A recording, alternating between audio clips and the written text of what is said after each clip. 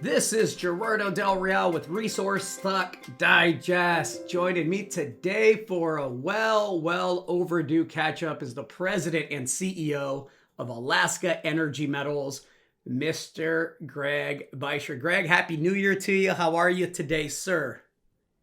Happy 2024, Gerardo. Glad to be back on the show.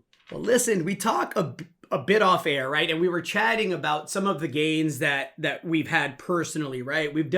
I've done extremely well getting in early with lithium stocks before the recent consolidation. And I think, we're due for a second leg up or a third leg up in the lithium space soon. Did really well for myself and subscribers catching the uranium uptick when it was first starting with uranium at like $20 a pound, right? Now it's surging towards the $100 level and, potentially going to $200 a pound. And so I thought it would be a great time to have you on to talk about nickel and, nickel copper, but specifically nickel, because I think it's one of those commodities that isn't getting the kind of attention that it should get if you're a contrarian speculator that likes to position early. You had yourself a project in the Nikolai project that I think is one of two things, right? And you touched on it off air. It probably either gets bought out or you're going to build this thing. But I wanted to have you on just to get an update there. And before we talk Alaska Energy Metals specifically and Nikolai, I'd love to talk about the macro on nickel and how you view that. Sure. It has been great. I've been gratified in the uranium space with my personal investing for years. I just pecked away at various companies that I liked all through that low price environment. And, then just it seemed like it didn't take but a week or two. And all of a sudden I was up 30%. And now it's 50 and 60 and 70% and more. And we're barely getting started with that bull market. I'm very hopeful on gold and silver, have been for just as long. So, waiting for the day. But I think gold and silver are going to have the day. And for me, I'm not a lithium investor, haven't been. Don't really know why, but it's been gratifying to see people make lots of money at it. But to come around to nickel, the United States Department of Energy has identified lithium and nickel as the two most critical metals for an energy transition, but also for the risk of supply. And I generally agree with that since, in the case of nickel, there's a brand new use for the metal. And like lithium, it's electric vehicle batteries. There's 64 pounds of nickel in every brand new average passenger car electric vehicle. So that's a great big new use on top of the base use, which is stainless steel. Of course, you just mix a bit of nickel and chrome, alloy it with the iron, and you've got stainless steel, and it's ubiquitous. As our population grows, so does the demand for stainless steel. There's myriad other uses for nickel, which is a very special metal, and now a whole brand new major use coming. But as a geologist, I know that nickel is a hard metal to find. I've spent a lot of my career looking for it. My first career as a young geologist was with Inco, at the time the largest nickel mining company in the world. So I know something about the geology of magmatic nickel deposits.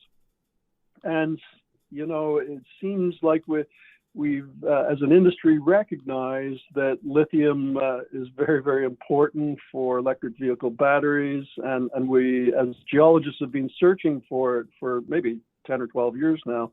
But the thing is, we're finding it in a lot of places. And I'm very confident in our mining industry to ramp up and put into production all the lithium that we need.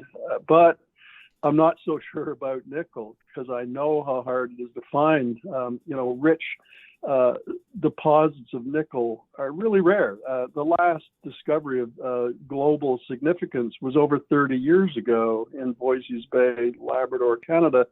And it's not that geologists haven't been looking over the last 30 years. And, nickel companies are starting, new ones are starting to form, and the industry's starting to look harder for nickel because they see the demand crunch coming. But the chances of finding another globally significant massive sulfide nickel deposit like Voisey's Bay are low.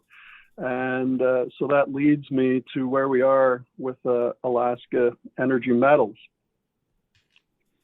Let's talk. Let's talk Alaska Energy Metals. I know this project is near and dear to your heart, Greg. I've known you for nearly 15 years now. I know it's been a quick 15, but it has been about 15 years. I think we first met in 2008, if I'm not mistaken. Tell me about Nikolai and what has you and has had you so excited about this project. Right. Well, as a young 30-something geologist, my employer, Inco, the big nickel mining company, sent me to Alaska. They moved me here, in fact, in 1995 to explore this exact same spot, the Nikolai project. We called it at the time, and the reason was that the global targeting team back in Sudbury, Ontario, Canada, had recognized that the rocks here at Nikolai are very similar to those at Norilsk in Russia. And I know you know that Norilsk is the largest accumulation of nickel metal on the surface of the planet, rich, massive sulfide ores. And so in the latter half of the 1990s, I had a great team of people here and great budgets, and did a lot of exploration at Nikolai. And indeed, we found nickel. It was at 95, it was a completely grassroots conceptual idea. And 5 years later, we had discovered quite a bit of nickel, but it wasn't in a high enough concentration to be economically viable at the time. It was a pretty good sized deposit, but it just didn't have the high grade, the massive sulfide that Inco was looking for. It was disseminated sulfides over a large body of rock. So eventually Inco walked away, but by then I liked Alaska so much that I remained, and I've been exploring for all kinds of different metal deposits all over the state ever since. But a couple of years ago, had the opportunity to reacquire all the mineral rights to the Nikolai project. I was amazed that the ground had come open. There was just no interest in nickel, and wow, the opportunity was there. So for a few tens of thousands of dollars, we were able to acquire all the mineral rights. And then I felt so strongly about the project that last year we renamed our company to focus only on the Nikolai Nickel project. I just feel the timing is just right. I feel like we're just on the start of the formation of a big wave where everything could come together all at once. The demand for nickel is going to be truly amazing in the coming decade. And that's going to mean that the nickel price goes well beyond where it is now. And it means that the global mining industry is going to have to mine these large, lower grade deposits, these bulk tonnage deposits. I liken the change to when our mining industry moved to mining porphyry copper deposits way back in the 1950s. Before that, we only just mined really high grade copper deposits, but then the mining industry realized we could mine these great big bulk tonnage, lower grade disseminated copper sulfide deposits. I think the nickel industry has to do the exact same thing in order to meet the truly remarkable demand scenario that's coming. Let's talk Nikolai specifically and what happens in 2024, Greg. I know it's a busy year for you. Right. Well, maybe I'll just recap what's occurred since we formed the company in March of 2023. So we reformed, recapitalized. It was quite astounding to me. I ended up running into the right capital markets people that introduced me to the right people. We were able to raise in excess of $12 million in what I would consider a bad market. But I think the investors so far in Alaska Energy were contrarians that could see the demand scenario coming and were, had the wherewithal to write checks in a bad market. And so they did. And we put that money to good use with a two-pronged approach. First is that we purchased all the historical information for the project. It's in excess of $30 million worth of basic surface and airborne geologic and geophysical work, and dozens and dozens of drill hole logs. Extremely valuable, and it's great for Alaska Energy shareholders because now when they invest, almost every dollar is going into the ground as a drill hole. We don't have to repeat all of those expensive geophysical surveys and the painstaking geologic mapping. So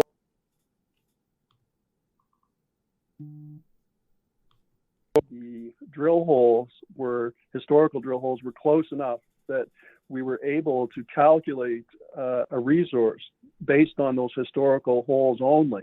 And it was a remarkable amount of potential ore. In fact, the rock that we outlined contains in excess of 1.5 billion pounds of nickel. So that was just right off the bat based on historical holes. But at the same time, in 2023, we drilled 8 holes of our own.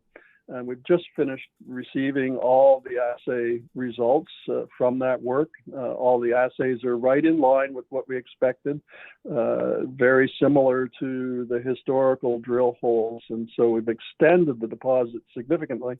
We're crunching all the numbers now, and we anticipate announcing an update to our maiden resource within the next 60 days, and it should double it. Just the back of the envelope, it looks like it'll double the amount of nickel in the ground. And I should say there's copper and cobalt and platinum and palladium within the deposit as well. So it's not super rich by any means, but it's really continuous over long distances. It's thick, 300 meters thick on average, true width, and it's very homogeneous. It just seems like everywhere we pierce this specific magmatic layer, we get about the same concentration of metals in the ground. And, I think major mining companies love deposits like that. They can see decades of mine life out into the future, and they know every month, every year, approximately how much metal they're going to recover. And so I view this Nikolai deposit as one that will quickly rise to be viewed as the largest nickel deposit in the United States. And there's not a lot of competition, having said that, but this should be a very significant amount of metal that is a secure domestic source for the United States. It sounds like, and we talked about this privately, you think you either get taken out or, as I mentioned, you're going to want to build this thing. The demand is clearly going to be there. You're in Alaska. It's a great jurisdiction. You have a lot of support for mineral development up there. We talked a bit off air as well about Lisa Murkowski and her support for the resource space and the resource industry. So I think you're in the sweet spot. I think your timing is excellent, Greg. And look, again, I've known you for 15 years. I'm glad to see you have a project that you're so passionate about and really looking forward to shareholders benefiting from that. Anything to add to that?